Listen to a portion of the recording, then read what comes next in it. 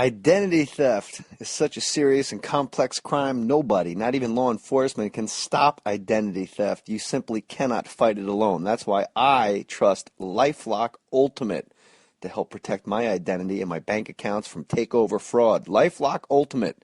It's the ultimate. That's why Ultimate is in the title. LifeLock Ultimate is the ultimate and most comprehensive identity theft protection ever created. Not only does it help guard your identity, your good name and credit, those are essential, no question about it, but LifeLock Ultimate even monitors your bank accounts for takeover fraud. Just one of the reasons it was awarded Best in Detection among identity protection services. LifeLock services can't protect you or your bank accounts if you're not a member.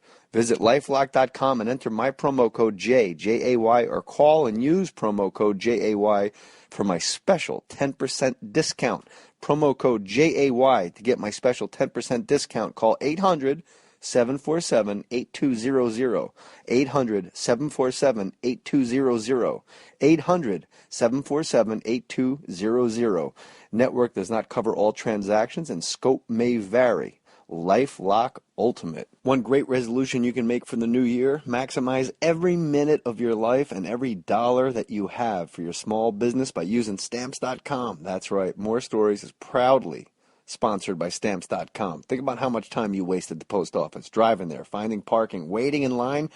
No more, my friends. Stamps.com is the best way. Use what you already have, your computer, your printer. Get official U.S. postage for any letter or package, and the mailman picks it up. Stamps.com, everything you would do at the post office, you can do right from your desk. You don't even have to leave your house. You can do it in your pajamas. And you don't have to get one of those postage meters either. I use Stamps.com, and I'm telling you, I have saved so much money and so much time. I want you to use it too. You want some money? How about this? No risk trial when you enter my last name, Mohr, M-O-H-R, and get this special offer. $110 bonus offer, plus a digital scale and up to $55 free postage. That's a lot of letters, my friends. Don't wait. Go to Stamps.com before you do anything else. Click on the microphone at the top of the homepage and type in M-O-H-R, Mohr. Stamps.com. Enter Mohr. Put your name on it. Just put your name on it. That's all I say. Be a man or a woman. Put your name on it. Well, I'd like to hear about it, potheads. How the fuck you gonna know how to be great if you don't study greatness? Look at the game change. Donuts. If you want a battle, it's either that you will or you won't. You know, you're not a bad-looking man, Mr. Gals. But you are, Blanche. You are in that chair. There's something wrong with us. Something very, very wrong with us. Hey, man!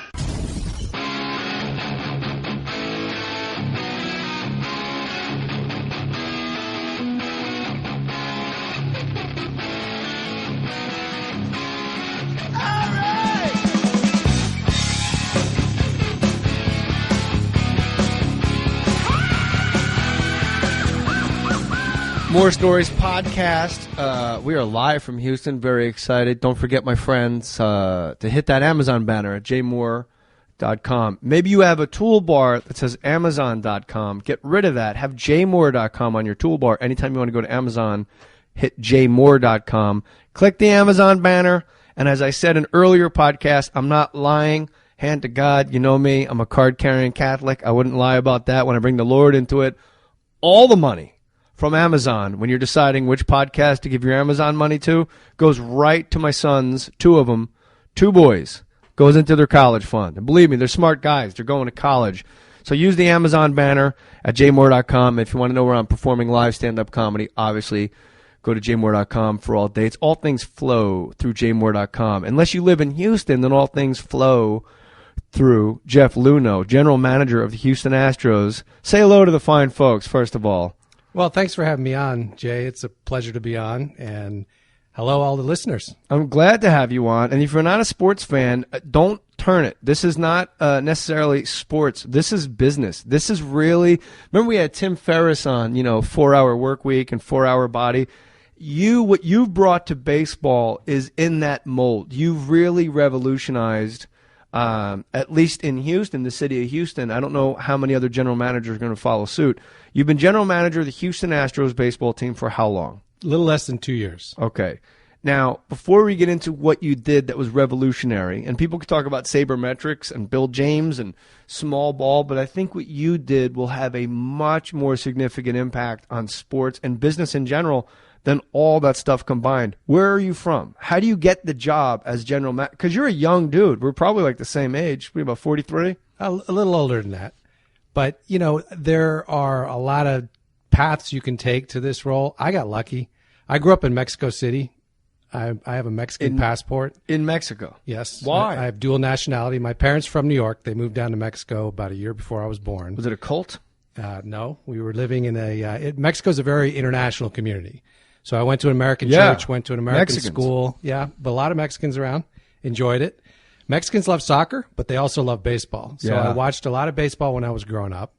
I was a Dodger fan, being from Mexico, before Fernando even got there. Really?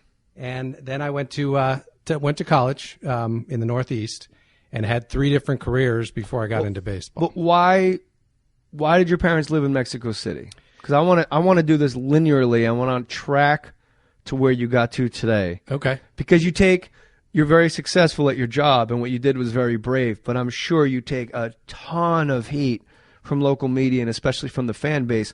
But it's something that when it does pay off, if it pays off, and hopefully when it pays off, you are going to be executive of the year for like a decade. Why were your parents living in Mexico City? Why were you raised in Mexico City? My grandmother retired there. There's a great retirement community of Americans down there. My dad went down to visit, and he decided he wanted to do something different for 2 years. So he took a job with an advertising agency in Mexico City, and that was 49 years ago, and he still lives there to this day. Did your dad speak Spanish? He has learned how to speak Spanish. Did your grandmother speak Spanish? No, she didn't. So she found like the American English-speaking retirement She community. She retired to Lake Chapala, and she had married a colonel in the Air Force, and Mexico has a lot of wonderful places for Americans to retire. It's relatively cheap.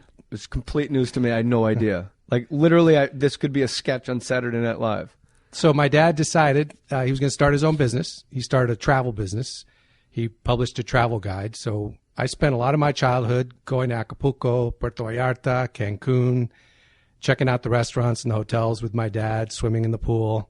It was kind of a neat life. You hear how he did the accent? Jeff Luhnow goes Acapulco, Puerto Vallarta, Guadalajara. And you're very white. For the listener at home, you're as white as I am. You look like my Uncle Bobby. Like you and I look like we could be related. Yes. So you growing up in Mexico City, did you learn Spanish at a very young age? My first words were in Spanish. I was born there. What were your first words? No? Mama. Mama. All right, fair enough. We spoke English at home, but as soon as I went out of the house, we spoke Spanish.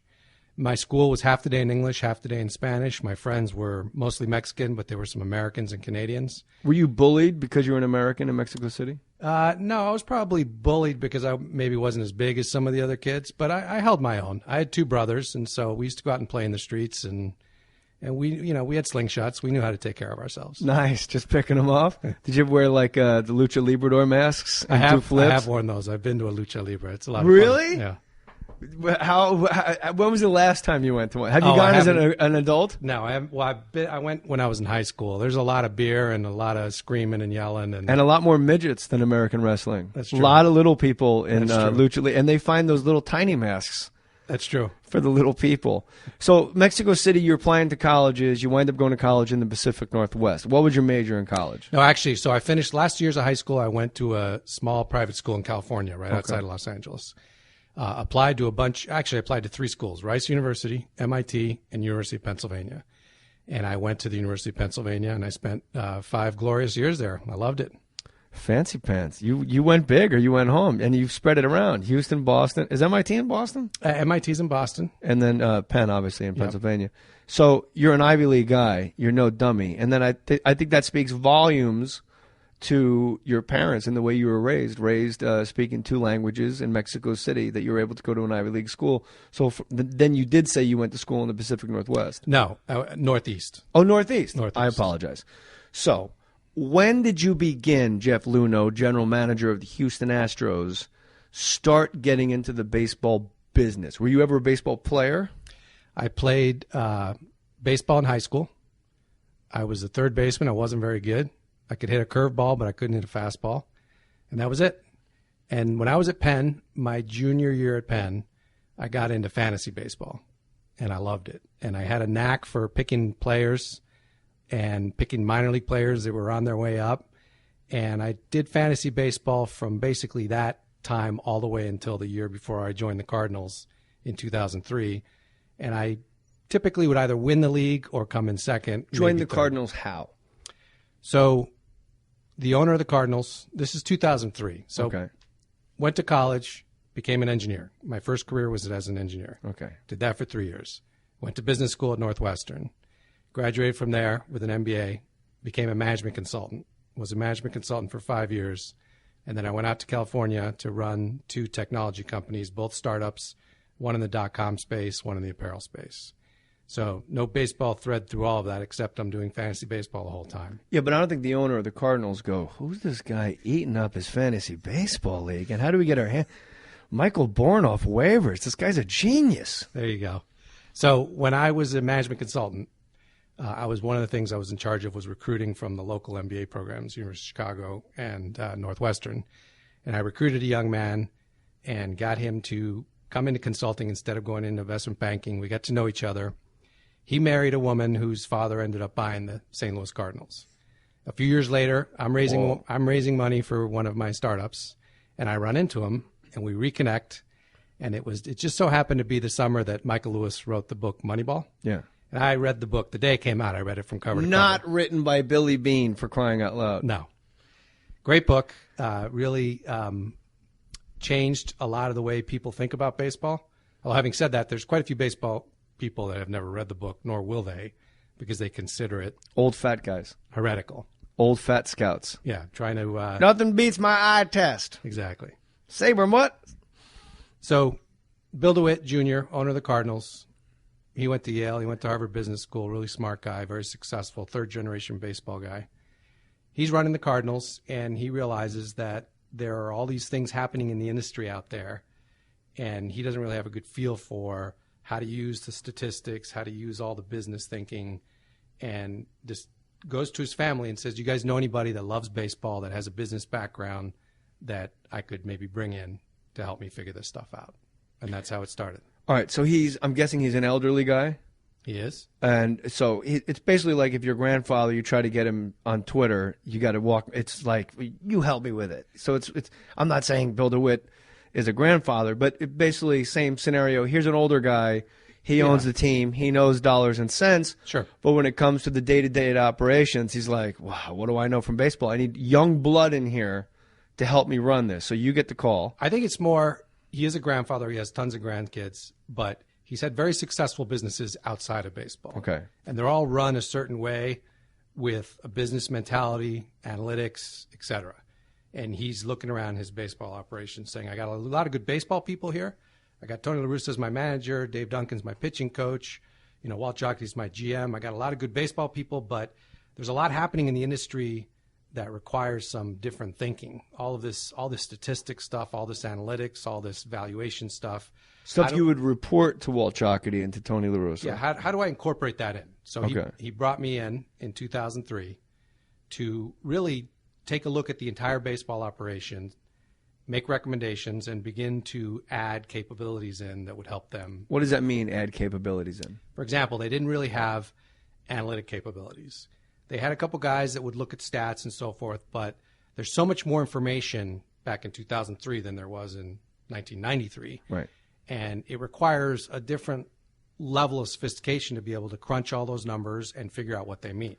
Is that long form for computer skills? Yes. Well, so just statistical get an Excel analysis, being able to understand how to put together a database, how to analyze the database. But it's all on that laptop. And at the touch of a button, you can say Albert Pujols with 2 strikes against him in the last inning of a game hits this amount compared to with 1 ball, 2 strikes. It's like the amount of minutia in statistics in baseball is unlike any sport in the world, but you were able, with all your background in business management and stuff like that, you were able to put all that together in a concise way for Mr. DeWitt where he could actually understand. I think that's the missing thing that most guys, like a young kid would come in, probably Jonah Hill with his big attitude and his Oscar nomination. Jonah's a good guy. Yeah, whatever. Just come in and just go, here's all the data, and the old guy looks at it. I'm calling Mr. DeWitt the old guy at this point. The old guy looks at it and just goes, well, that's great, but I have no idea what it is. So there has to be a way for you to do all those analytics, including what's happening in single-A baseball, rookie ball, double-A, triple-A. This is who's coming up. This guy gets hurt. This is on-base percentage. This is how often we steal. This is the success rate. But you have to deliver it, I'm guessing, you correct me if I'm wrong, in a way that Mr. DeWitt, an old billionaire, goes, I get it. I get exactly what you're saying. I'm so glad I hired you. More importantly, you have to deliver it in a way that the decision makers, Walt Jocketty, Tony La Russa, Dave Duncan, can understand how they can make better decisions utilizing this information. Because it's not just, a lot of people will look at statistics to figure out what happened in the past, but what's really important is what's going to happen in the future. You can predict the future using these analytics. Well, you can't predict it precisely, right? But you can certainly predict trends. Have a lot better shot at getting it right going forward. And it's not just about the singles and doubles. It's also, is this pitcher more or less likely to get hurt down the road than the other guy? Is this hitter's swing mechanics lend itself well to developing power in the future? There's a lot of elements that go into it that aren't just looking at output of statistics of what happened on the field, but also understanding biomechanics of the game. How old were you when you got this job with the St. Louis Cardinals? I was already in my, so it would have been about 10 years ago. I was 37. And was there pushback from the establishment? Was there anybody, you don't have to name names, I don't want you to throw anybody under the bus, but if you do, that would make for a much more interesting podcast. Was there anybody in the brass, the Cardinals brass, that was like in the movie Moneyball, this is baloney, analytics, schmidtics, we know what we want, we know what we need, we want a guy like Earl Weaver, just give me those big bricks that can hit a 3-run home run, and that's all there is to it. Well, I will tell you that change is scary, and there were a lot of people that had been in the organization for a long time that were having success and didn't really understand what it was we were trying to do. And I would walk into a room oftentimes and people would just stop talking altogether. So, part of the onus was on me to figure out a way to communicate effectively with people that have been in this game for a long time. I was a newcomer coming in from the outside. And not a baseball guy. You're a fantasy baseball player. It's not like you toiled in the minor leagues for 8 years and you really were out there grinding it out. Exactly. You're just like an egghead from Penn. And played a lot of fantasy baseball that's really good at analytics. So if I'm a scout that spend my whole day traveling in buses going to a Palm Desert to watch single-A ball my whole life, I would bristle when you come through the door. You're exactly right. And it's one of the things, as a management consultant, I had been a management consultant for 6 years. I worked with a lot of companies that were going through change. I understood the human dynamic of it. And I think that's what allowed me to be maybe a little bit more successful than other people that have tried to do this. And over time, the track record started to speak for itself. Players that we were recommending, programs that we were putting in place started to yield results. And once you start to produce results, at that point, it becomes a lot easier. Give me a name of a Cardinal that you told everybody to keep an eye on, where people were lukewarm on, and now he's a bona fide all-star. Well, all you have to do is look at the team that played in the World Series this year. Matt Carpenter, 13th round pick. I ran the draft for the St. Louis Cardinals. He was a guy that lasted, obviously, till the 13th round. And for the listener, that's hundreds of picks. Hundreds of picks. And before this is you a get to guy Matt who's Carpenter, going to garner some MVP votes this year. He led the league in hits. Matt Adams hit 17 home runs this year. This is an overweight first baseman from Slippery Rock University in Pennsylvania that was drafted in the 23rd round. Yeah. 23rd round? Yeah, 23rd round. So how does a guy from Slippery Rock get on your radar? I mean, how do you even know what Slippery Rock is? Obviously, you went to Penn, so it's in the neighborhood. I'd heard of it. When you're scouting baseball, you're probably going to the SEC. You're looking at Florida. You're looking at USC. Like, how do you go, I heard there's a guy. Does someone tip you off? Well, we had a scout who covered Slippery Rock, and he saw the player. So this player was not unseen to the industry. Well, by the way, real quick, is that the lowest scout on the totem pole? Go out to Slippery Rock and bring me back a major leaguer? Scouts have an area. Not exactly Arizona State. This guy had the Northeast Pennsylvania area. Sure. A lot of the success that the Cardinals had in the draft, the years that I was in charge of the draft, came because we appreciate what the scout is saying, but we also check what the player has done historically. And Matt Adams had a really good track record in a Division II school, and we were able to translate that performance into a future projection that looked interesting enough for us to go ahead and draft him before any other team got him. Why isn't Walt Jocketty drafting these guys? Why are you drafting these guys? Well, each team has a general manager, and then they have a scouting director. Scouting director's in charge of the draft. And you're neither at this point. I was the scouting director in St. Oh, okay. Louis. I thought you were still the IT guy doing analytics. No, so that was my first project. Sure. I realized very quickly that I needed to get into the guts of the baseball side of the operation. So by 2005, I took over the draft. And then by 2007, I was in charge of player development, which is all the minor leagues. How many people do you have to go above? I mean, you say it flippantly has negative connotations. You say it so casually, like, then I took over the draft. Like, there's like 30 guys in charge of the draft. How did you take over the draft for the St. Louis Cardinals, the second winningest team in baseball history? Yeah, I had 20 plus scouts, most of whom had 15 to 20 years experience in the industry, reporting to me as amateur scouts. Bill DeWitt allowed me to take charge of the draft. We recognized that being able to draft better than everybody else was going to be a key success factor for the Cardinals going forward. Did you have to pitch to Bill DeWitt why you should be in charge of the draft? I pitched to him how important the draft was and how it needed to be structured, and then he asked me to run it.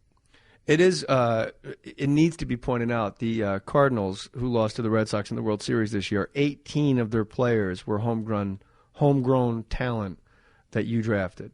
So 16 were yours, and then 2 after you left. Correct. So 8, but that you really changed the culture of baseball in St. Louis, making everyone realize, no, we need to grow these guys ourselves. We can't keep bringing guys in and throwing money. And you might be the reason Albert Pujols was not re-signed by the St. Louis Cardinals. Well, Albert's a great player, and he's a good friend of mine. We all know that. We all know Albert's one of the greatest that ever lived. But if you're going to have $25 million to Albert Pujols, you don't get to keep a Carpenter. You don't get to keep a Matt Holliday. You don't get to sign Michael Wacha, who, by the way, was at Texas A&M last year. It's astounding what he did. It really is. You probably have Molina, Wainwright, 6 guys on the roster that you would not have been able to afford had you kept Albert Pujols. Yeah, it's a decision that you need to make. Bill DeWitt is comfortable making those decisions, and he's made very good decisions, and we'll see what happens with Beltran going forward. But the Cardinal organization has become... he's out.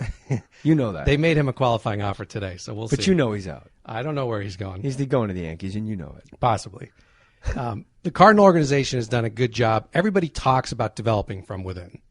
But the Cardinals did a very good job, and I think a lot of it has to do with Bill DeWitt's vision starting in 2003 and the fact that they are able to spend money when they need to spend money. They can go out and sign a Wainwright, sign a Molina, sign a Holliday, but the young core is producing, and that's a large part of what we saw this year's success. I think it's important to the listener, because I talk about this on Jay Mohr Sports on the radio show, and we do joke about it on the podcast a lot.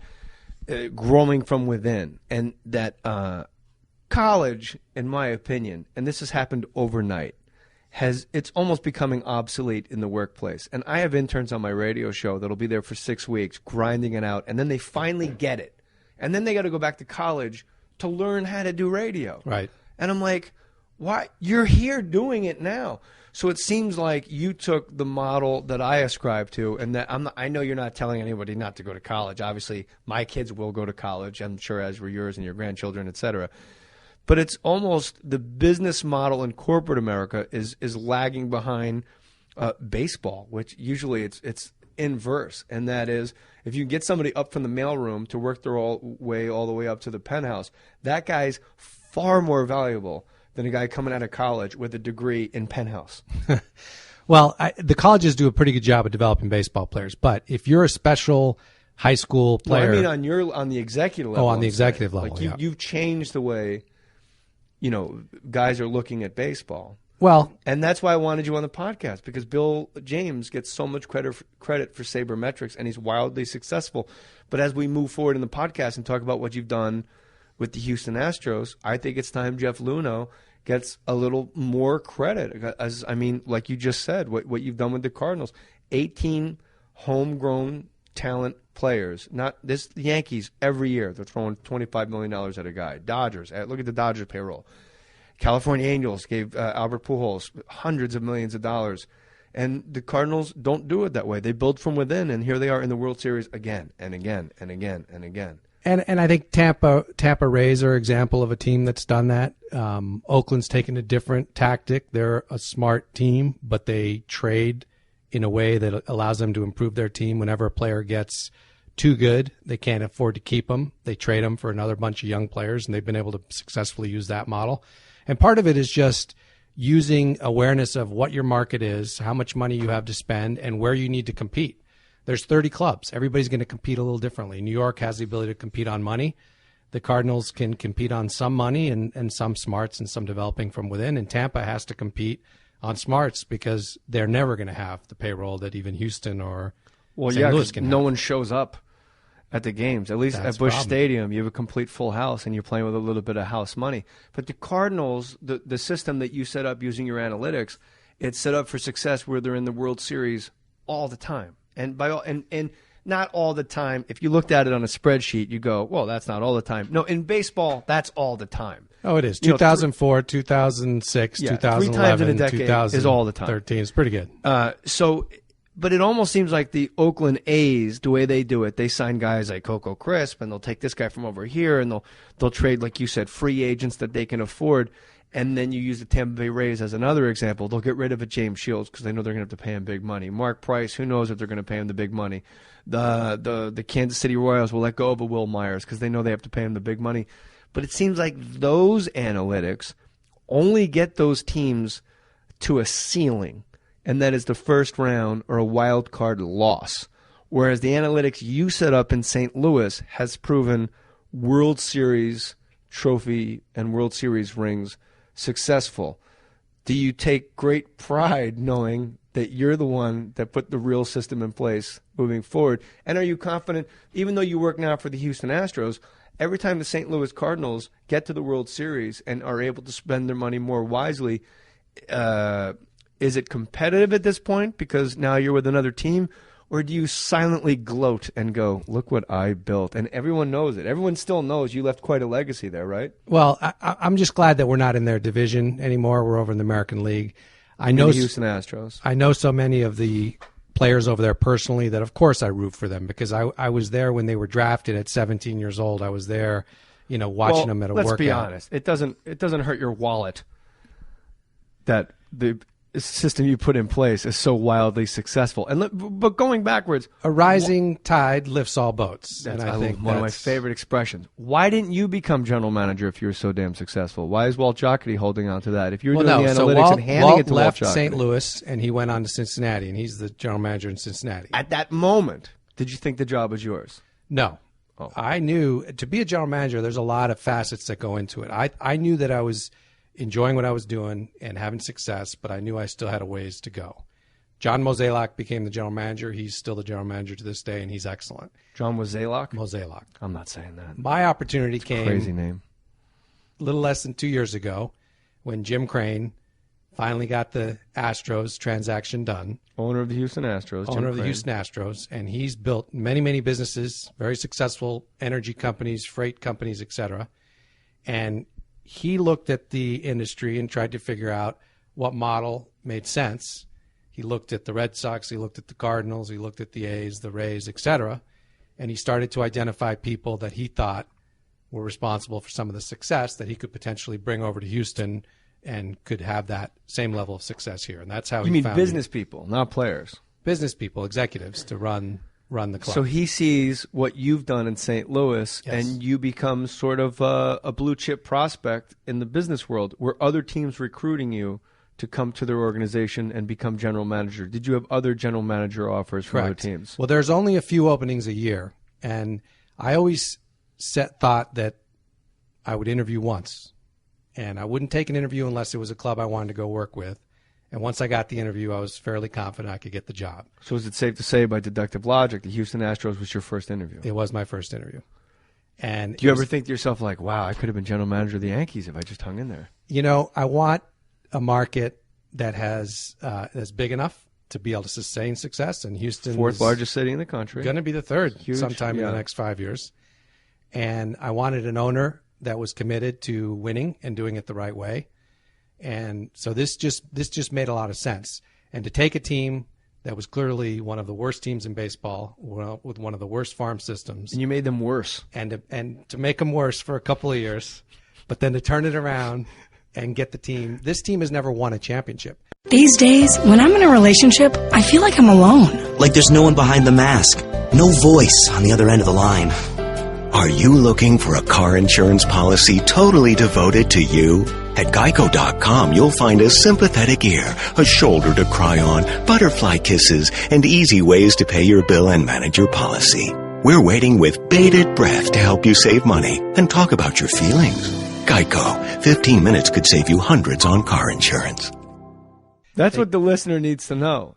But this is all positive. And this is all, you've listened to the podcast before. But the listener needs to go on this journey. You very bravely took the general manager job from the Houston Astros, and your first order of business is going to go, we're going to make these guys awful. We're going to get rid of every star player we have, every marginally all-star player we have. And you know what? Even the guys that are pretty good, that make about $4 million a year, get them out, Norton. Out, Bud Norris, out. You got rid of every single player that could help you win. Why?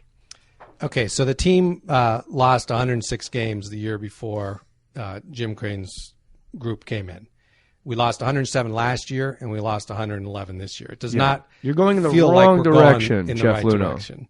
However, but you compare the way we're doing it to potentially the way some other clubs have done it, where it's taken them. I mean, the Pittsburgh Pirates had a glorious year this year. They got to the playoffs. They finally were over 500 for the first time in 17 years, I think it was. That's great. And Pittsburgh is now in a great position to be a competitive team for the next, long time. Well, with some pitching, let's be honest. But it took them 17 years to get there. The Kansas City Royals have been doing this now for a long time, and they're still not quite a 500 team or right about a 500 team. They still need another breakthrough to get to the playoffs. It's taken them 10 years. You look at a lot of the history of how teams have gone through these bottom periods and how long it's taken them to get back to competitiveness, and we didn't want to do it that way. We wanted to get this team in the playoffs. We being you, or are you now working with a group that you've myself, hired? Jim Crane, and all the people that we brought in. Okay.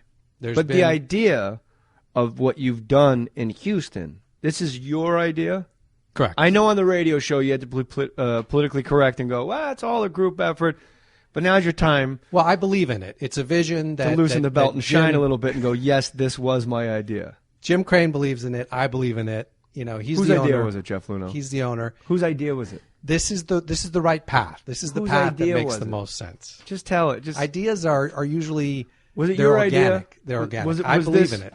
Was this your idea? Depends what you mean by this. To slash payroll. I don't want to tip the lead. I don't, but I don't want to tip the story here. But specifically, this is what I know about what you've done with the Houston Astros. You pay a guy like Carlos Lee, and if you're not a sports fan, it doesn't matter. Don't go anywhere. Listen, this is important, and it could help you in your business. This is a trailblazer sitting across from me. You pay a guy like Carlos Lee $10 million a year to play right field or left field or whatever. I think it was 17. Even better for my discussion here. You pay Carlos Lee $17 million. You got a couple guys making $10 million a year, and you lose 106 games out of 162. You, and you correct me if I'm wrong, through your analytics, through all your years being a fantasy baseball nerd like myself, and running all your analytics through the St. Louis Cardinals system, you realized as a business model, if you're going to lose 106 games, which, by the way, is dog shit awful. It's not bad. It's the worst in the league. Usually, it's the worst in the league. Right. So why are we paying a guy $16 million, $17 million a year if we're going to be the worst team in baseball?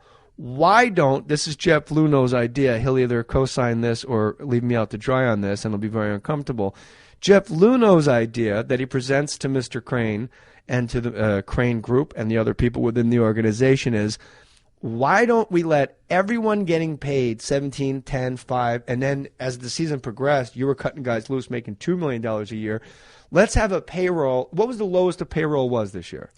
Well, our total payroll this last year was about $29 million, but I included some payments to players who are playing for other teams that we've traded. So instead of having a $50 million payroll to lose 106 games, let's just get rid of everybody. Basically have the AAA minor league team playing professional ball. Let's lose 120 games, that being the worst case scenario, and then we'll make a profit. But this is what I love what you did, Jeff Luhnow, is you told the fans to their faces, we are going to be bad. Make no mistake about it. However, keep coming to the ballpark, because when this thing turns around, because with all the guys we got rid of and traded, we got a whole bunch of minor league players, and we stocked our minor league system. When this thing turns around, you can look at my track record with the St. Louis Cardinals and all my fantasy football trophies, fantasy baseball trophies. It's going to be good for a very long time. Was that your idea? I wouldn't use those exact words, because I will say that we have an objective. The objective. Say it was your idea. Jesus, Jeff. Yes, I am the general manager. I am leading this organization in terms of those types of things. But there's never an objective to be as bad as you can be. Whose idea was it to just slash payroll and go out there with bargain basement garage sale prices and tell the fans we're going to lose for a while, hang with us, we're going to stock the minor league system, and then it's going to be amazing? Right. What you don't want to do. Whose idea was it? That's the strategy we're pursuing. What's this week? Are you that much of a corporate guy? It's a good strategy. I believe in it. What was your idea then? The idea was to put this organization on a path to get to the playoffs as soon as possible, and once you get there, to be able to stay there and win championships. And how do you do that? The way you do that is you invest in the future. It's like a pharmaceutical company investing in research and development, okay? First thing is, I spent the first year on staffing. You have to have the right people in place across every key function of baseball operations. And so most of the people that used to work for the Astros in baseball operations at the senior level are new in the last year or two. They're people that I handpicked that I know are very capable of running this. This goes back to your business management job. Exactly. This is what you're good at, picking people. Pick the right people. Put Tim them in the Ferriss right place. said you want 20% of the people doing 80% of the work. That's your business model, and that's that you're subscribing to that. I've got at least 4 of my direct reports I believe someday will all be general managers themselves, whether it's in the next 5 years or 10 years. These are all people with really high ceilings. Okay, so that's the first step. Second step is you can choose to either fix the farm system or the major league team first, because you can't do everything at once. We chose to fix the farm system. How do you do that? You trade some of the pieces that have major league value. Some. That have more major league value to a contender than to yourself. Carlos Lee, at the time, we traded to Florida. We got Matt Dominguez. Matt Dominguez was our third baseman all last year. He had 20 home runs. Very good return for a player that's no longer in baseball. How much did you How much did you pay Matt Dominguez this year? He's being paid basically the minimum, which is most players in 0 to 3. 0 to 3 years experience. How much did he make this year? It's about $500,000. And how much was Carlos Lee making? Well, he didn't make anything this year. He didn't play. Just but he for shits and giggles, what was his? Making $17-18 million. So you went from $17 million to a guy, now $500,000. Now all of a sudden, this is why I'm leading you down these roads, Jeff Luhnow. Now all of a sudden, people running businesses and casual baseball fans are all of a sudden they're sitting in the trains in Manhattan and driving their trucks through Devonshire, England, and they're going, "Whoa, that's quite a return on your investment. The ROI on that is through the roof." Right. So who else? All right. So go ahead. I'm sorry with your But plan. then you've got to take the money and invest it in the amateur players. We had the largest spend in the draft and in the international area. So we're giving Dominican players $1 million who are 16 years old to come into our organization. Jesus, can you imagine? And hopefully, being a 16-year-old Dominican and Jeff Luhnow shows up speaking fluent Spanish and hands you a check for $1 million. Ay, mira, papi, ven acá, $1 million. Vamos a jugar, vamos a ganar. See? Yeah. So you make an investment in the right spots, okay? Now we're in a position, we've gone, Jay, from having the worst farm system in baseball 2 years ago, and this isn't me speaking, this is the publications, Baseball America, ESPN, CBS, you name it. Worst, if not second worst, third worst, in the bottom 5 farm systems 2 years ago. All the ratings are starting to come out now for this year. We're going to be number 1. We're going to be number 2. We've gone from worst to first in 2 years. Now, some of that work was done by my predecessor, Ed Wade, the general manager, before I took over. He stunk. He traded some guys and got some good prospects. So that work had started. But we've basically gotten to the point now where we have a farm system, which is the envy of all of baseball. We got a ton of prospects. They're coming. They're at all levels, and it's great. It means the future's very bright. Now, 2 years in, the original plan was maybe that would take 3 to 4 years to get to this point, but we feel very good that we're making progress. Now we can turn the dial towards the major league team. Because now you're playing with house money. Well, our fans understand this was the plan. We were going to go build a farm system so that we could continuously compete. They're happy with the progress, but right now, next year and going forward, they want to see more wins in Houston, and they ultimately want to see a championship.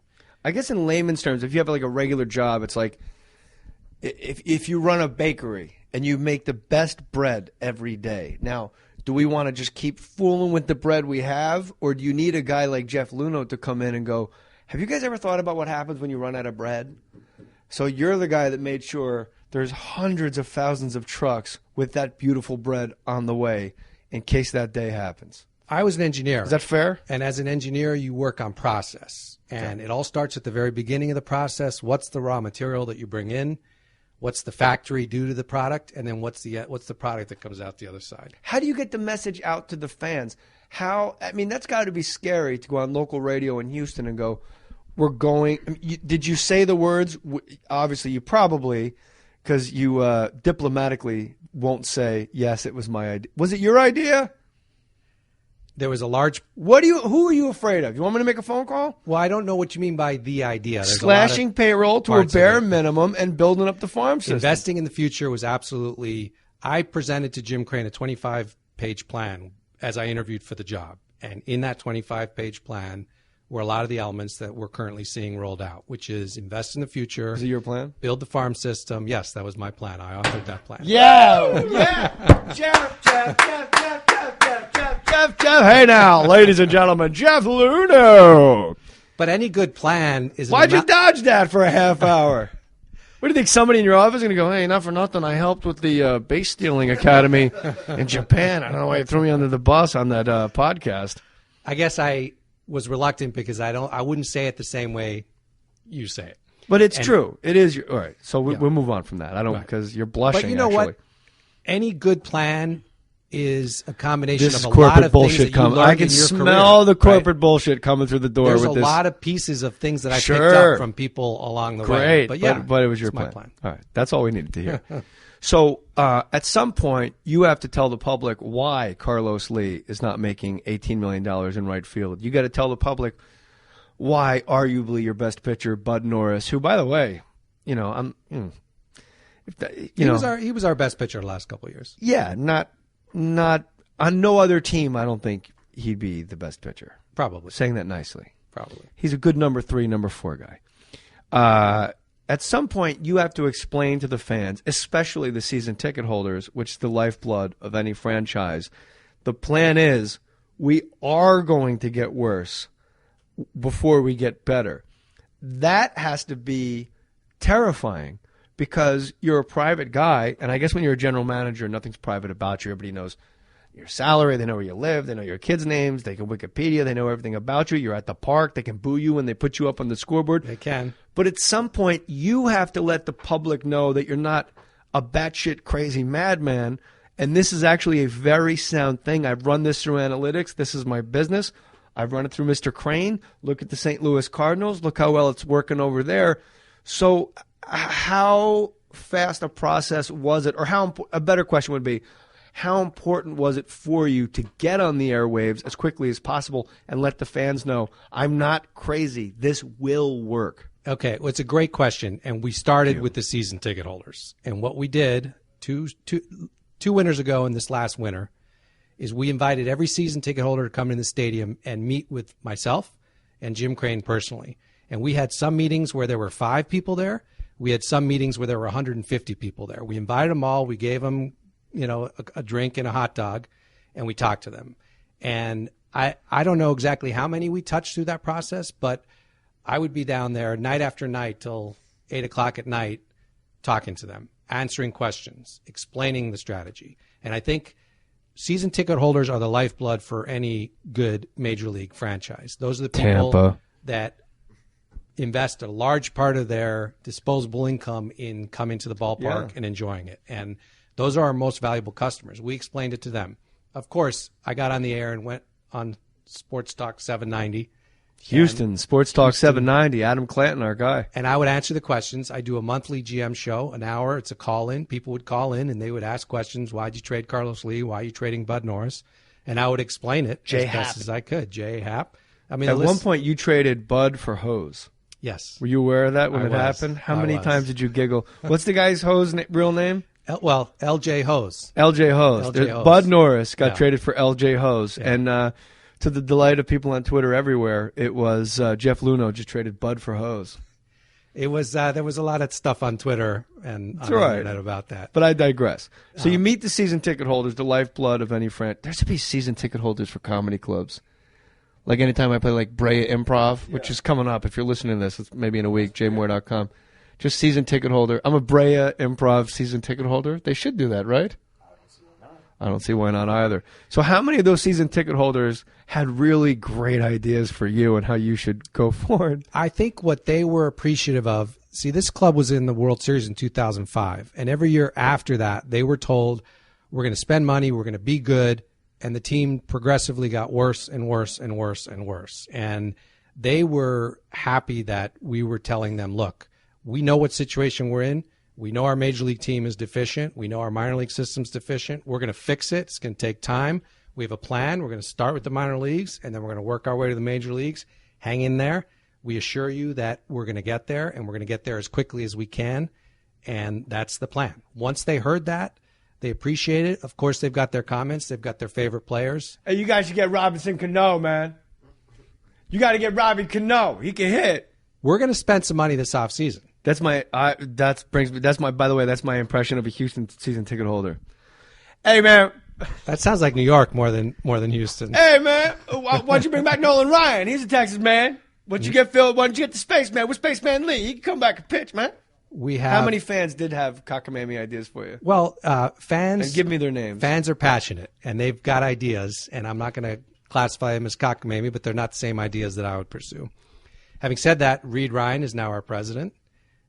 Roger Clemens is one of my special assistants. Craig Biggio is one of my special assistants. We got a lot of history here. How is Craig Biggio not in the Hall of Fame? Oh, I think it's just a matter of time. Well, I don't think so, because the guy's going on the ballot. For the listeners that aren't baseball fans, you have to get a certain percentage of votes to get into the Hall of Fame. What is the percentage you need? Well, I think it's 70%. Okay, and he came up at about, do you remember what it was, Dan Byer? He was close. He was the highest vote getter last year. He was like 6% away. He's going to get it this year. But Greg Maddux, Frank Thomas, there's more guys. And what I didn't know about the Hall of Fame is you only get like 6 votes. You can't vote for everybody on the ballot. You got to pick and choose who you want to vote. Mike Piazza didn't get in. You can vote for 10, but you don't have to. Right. So you get 10 votes. So that was the time, because that was the first steroid era ballot. So no one got in. That was the big FU to the players from the voters. Oh, Barry Bonds didn't get in. Nobody got it. Even guys that I thought, Kurt Schilling, I don't think did steroids. I think he should have gotten in. There's a lot of guys. Jeff Bagwell didn't get in, Astros. But Biggio had 3,000 hits. Yep. Now, there's a lot of people out there that'll say, well, he was you hear this all the time. He was a compiler. Don Sutton was a compiler. I don't give a darn if you play 40 years. If you get 3,000 hits, you're in. It's it's a turnstile. 3,000 hits, 300 wins, done. I think what happens is... And steroid free. He's a little dude. Writers want to make you earn it a little bit, so they're giving you it on that first ballot. They kind of feel like, is this guy a first ballot or not? I don't know. There's no question in my mind Craig Biggio is a Hall of Famer. I think there's no question he's going to get voted in this year, and we're going to be there in Cooperstown in July to celebrate with him. My man. So your head, for corporate America that listens to this, people with real jobs, what fascinates me about what you and your team have done with the Houston Astros is that if it succeeds, your name is going to be mentioned with this. There will be a name for it. You know what I mean? It'll be the Luhnow philosophy of baseball. You're aware of that. Crane philosophy. He's the owner. He gets the credit. Look, you don't work for me. But you know damn. God, you should run for. Do you ever have political aspirations? It's like talking to Steve Largent running for Senate in Oklahoma. My God. I don't know. There's probably some things about my college days that would prevent me from I would hope so, and that's the guy I want to vote for. So if this succeeds, the way you went about it, and that is ensuring the fan base, we are going to lose. I'm not lying to you. And as a baseball fan and as a fantasy baseball player, more importantly, a lunatic as a child for the Yankees, growing up with the Yankees. And then when they toured on Yankee Stadium, the Dodgers were always my National League team. And then Joe Torre and Don Mattingly actually flew out and started living where I was living, so it was very easy to just switch allegiances.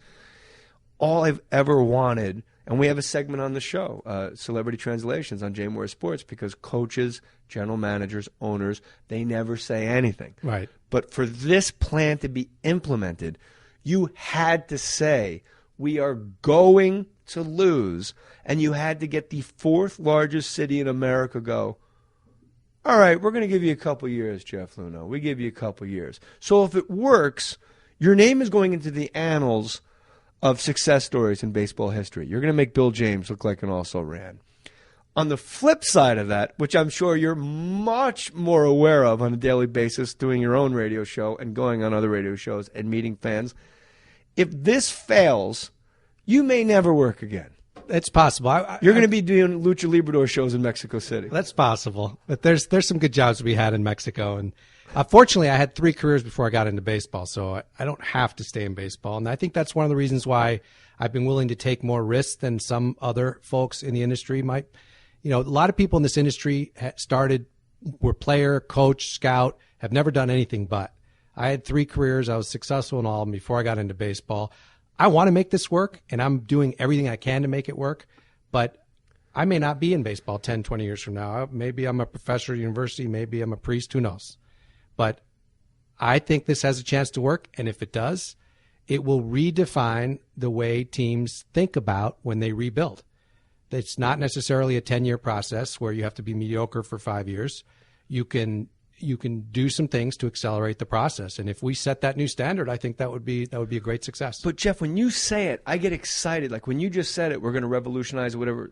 I don't remember exactly what you just said, but when you just said that, I got like a rush of adrenaline. Like, wow. Now, do you get that rush of adrenaline, or for you being an analytic guy looking at computer screens, is it just mathematics? Like, no, this is the way it should work. It's like, I guess the way I could put it, in stand-up comedy, you never celebrate when you're killing on stage because that's the way it's supposed to go. Right. It's almost like driving a car and not having a flat tire. You never pump your fist because you have all 4 tires. Right. But the moment that wheel falls off, you panic. Right. So with this analytic-minded guy that you are, Jeff Luhnow, general manager of the Houston Astros, this plan that you just said, and you just fired me up saying it out loud, if it works, it will revolutionize the way baseball is done. Does that fire you up, or is it a matter of no, that's how it's supposed to go? It fires me up because winning a world championship in a major league sport is one of the most difficult things to do. I've had the luxury of being involved twice when the Cardinals won in 2006 and 2011. Did you get a ring? I got rings. A lot of guys get rings. And even analytic guys. I got 10 rings because I got a bunch of minor league championships and it's too many rings. Yeah. But I will tell you there's nothing more satisfying than winning a major sport championship. And if I can be even a part of that, delivering that to the city of Houston, who has not had a baseball championship, I think I will feel like I've done my job, but not just one. We want to get greedy. We'd like to do a couple, 3, kind of like what just Boston just did. Now, what I love about the process is Sports Illustrated, they have a column, The Case For.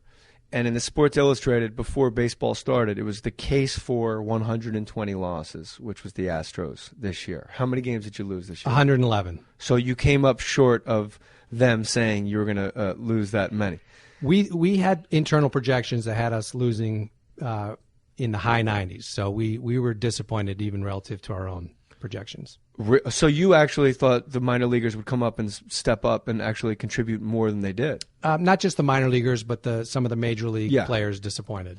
The article, I'm quoting an article, so forgive me if I'm wrong.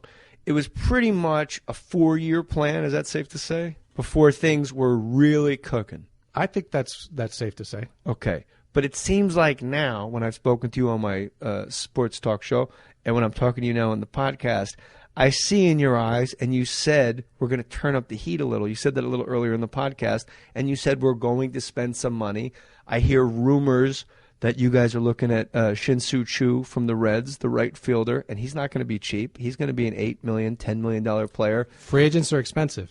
Has all of a sudden, is the minor league that stacked because of the plan that you the Crane plan, the Crane Luhnow plan, the big team picture plan? Is the process, has it sped up? Are you now looking at a 2-year plan and where you're now able to go get a Shin-Soo Choo who's on base percentages bananas, gets hit by a ton of pitches, hits a lot of singles, plays sound defense? Is it now a 2-year plan? Well, I think it's hard to put a timeline on it specifically, but I do think. But just right now, I want you to put a specific timeline on it. Of bringing players in. Just give me a couple years. There's no question that 2 years from now, this team is going to be a force to be reckoned with, and 4 years from now is when I hope we'll have our first championship. So you're still going by 4 years? Sure. How are you able to spend money on these free agents? Is it because of the revenue? Because people did come to the games? Because I kept track of you guys, and I had my executive producer of the radio show, Greg Toohey. I said, I want to know, because the media says your payroll is down to $12 million, $16 million. You tell me now it was $29 million. Correct. But you did meet payroll just through ticket sales. Without selling a hot dog and without any TV contract, you met payroll, by my count, at about August 5th. Well, our fans did support us, and they're going to continue to support us. But for us to fill that building again, we need to put a product on the field that people are excited about. And it's happening. We've got players coming from the minor leagues. We're going to complement them with some free agent signings. They're going to be good. A Korean right fielder is what Houston's waiting for. This team is going to get a lot better in a hurry, and it's going to be fun to watch. And I can't wait until the day that Minute Maid Park is filled to the rafters and people are shouting and we're closing the roof and we have a home field advantage and the Texas Rangers are scared to come here. I look forward to that day. Is it against the rules of baseball to say what free agents you're looking at? Yes. It really is? Yes. All right. So we won't talk about anybody. But we're looking at all the good ones. You're looking at all the good ones. But I don't see your plan. It seems like the days of giving out 10-year contracts are way gone. And you knew that probably 8 years ago before anybody else did. We're going to be selective about what types of players we bring in and how much of a future investment you make in those players. A lot of the big contracts, the multi-year contracts, end up being regretful contracts after Name one years. Good one. Matt Holliday. Matt Holliday's been a good contract for the Cardinals. That's not exactly a huge contract. It was a pretty big contract. What's he make a year? He makes $18 million a year. Well, I'm looking at, $20, $25 million. That's big to me, man. Yeah. I mean, I make $18 million when I sleep at night, you're from L.A. No. I got no money. You kidding me? I got kids. So do you, right? That's true. All the money. Ron Bennington, great, my radio hero, said, you want to know how much money it costs to have a kid? All of it. Yeah, which is why people need to click on Amazon and help you out. Jeff Luhnow, the man. Astros, winning record next year?